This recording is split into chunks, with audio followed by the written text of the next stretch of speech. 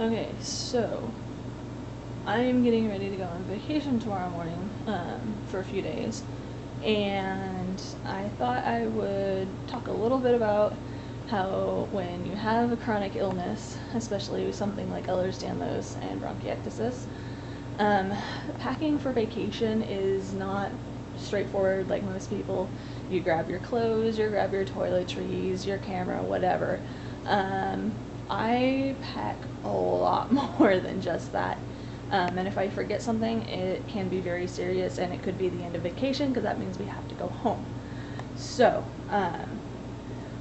so I guess I'll go over it a little bit.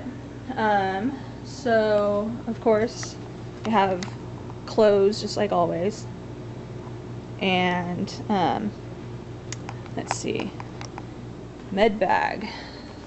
This goes with me anytime I'm going out of town regardless, but we have all my regular meds, which you can tell is a ridiculous amount. Then we have breathing treatments. This is my saline treatments, Hypersal. Got some ipratropium bromide, aka Atrovent, some levobuterol, aka Zopanex. We have a backup EpiPen. It's always good to have two when you're going someplace. I always carry at least one in my purse. Benadryl. Backup batteries for my handheld nebulizer. A spare mask, just in case. I always carry a mask with me wherever I go, just like I do my purse. Blood pressure cuff, my journal that I keep track of all my blood pressure, heart rate, and peak flow stuff. This is a peak flow meter, which is a breathing related thing. My compressor nebulizer machine, because the saline treatments that I do in this is a Aerobica flutter valve device. If I do those in my little handheld nebulizer, because it's a micro mesh, it will destroy it. So that means I get to bring a whole other machine when I go out of town. Some extra tubing, a neb cup that if I have an attack will allow me to put nebulizer treatments directly onto my BiPAP machine, and it just connects right there. Of course, this machine is going with me, but since I have to sleep with it tonight, it does not get packed until the morning. Neck pillow for travel. I know a lot of people use those. This one's a memory foam one, so it's got a pretty firm hold to it for in the car.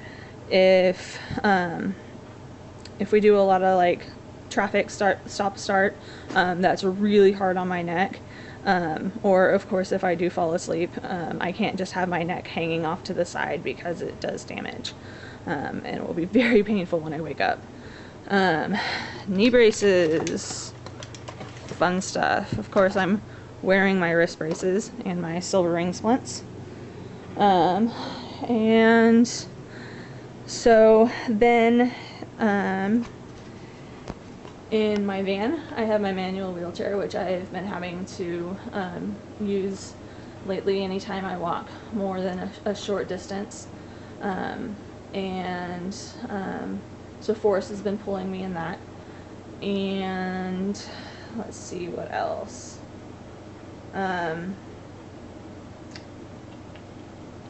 Oh, yes, real quick. We'll walk over this way.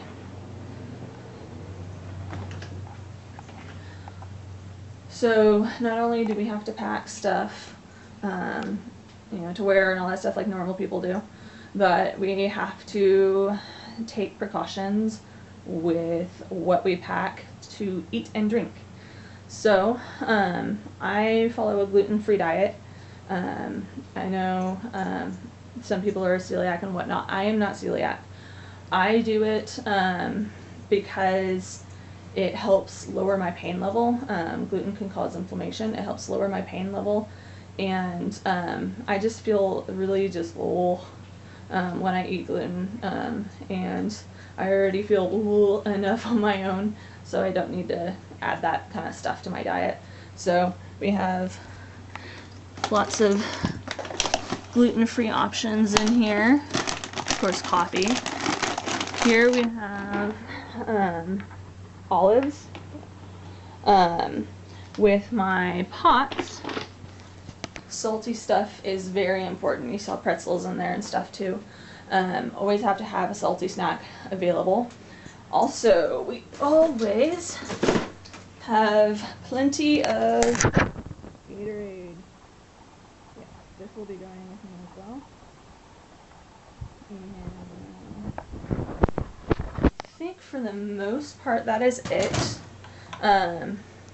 Some of the other stuff that gets packed with me food-wise, especially right now, is stuff to eat when I'm nauseous. Pain levels go up, POTS, flares, all kinds of stuff can happen to make me very nauseous, and so always have to have stuff on hand in case that happens, because I do still need to eat.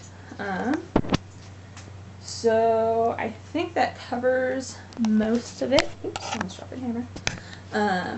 And I will probably be making some other videos over the course of the next couple of days. And I will see you then.